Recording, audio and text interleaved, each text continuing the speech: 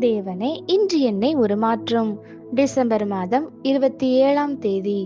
நம் சுதந்திரவாளியான மீட்பர். சங்கீதம் 119, 154.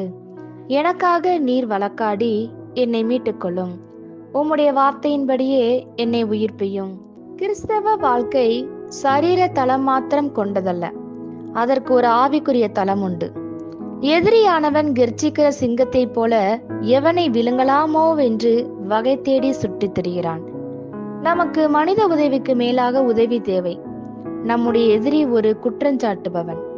அவன் நாம் ஆக்கினை அடையும்படி தேவனுக்கு முன்பாக நம் ஆத்துமாக்களுக்கு விரோதமாக குற்றச்சாட்டுகளை எடுத்து சொல்கிறான். இங்கு நாம் சங்கீதக்காரன் தேவனிடம் உதவிக்காக கதறுவதை காண்கிறோம். ஆனால் அதற்கு முன்பாக முந்தைய வசனத்திலே அவர் போராட்டங்களுக்கு மத்தியிலும் தேவனை உறுதியாய் பற்றி முன் செல்வதை காண்கிறோம். என் உபத்திரவத்தை பார்த்து என்னை விடுவியும், உமது வேதத்தை மறவேன். கீழ்ப்படியாமைக்கு சாக்கு சொல்வது விடுதலையை தாமதப்படுத்தும். காலம் கடினமாயிருந்தால் அது அவருடைய வார்த்தைக்கு கீழ்ப்படிந்து முன் செல்ல வேண்டிய நேரம். வசனமே ஒரே பதில்.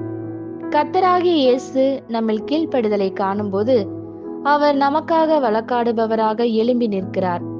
அவர் வழக்காடுகிறார். வழக்காடுதல் என்பது உறுதியாய் பிடித்து கொண்டு நெருங்கி நின்று சண்டையிடுதல்.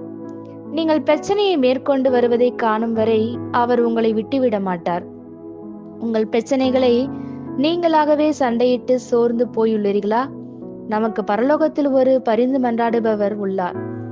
பதிலை பெற நீங்கள் அவரை தேட வேண்டிய காலம் இது. பரிசுத்த ஆவியானவர் பூமியிலே நமக்கு வழக்காடுகிறவராய் இருக்கிறார். ஆவியிலே ஜெபம் பண்ணுங்கள்.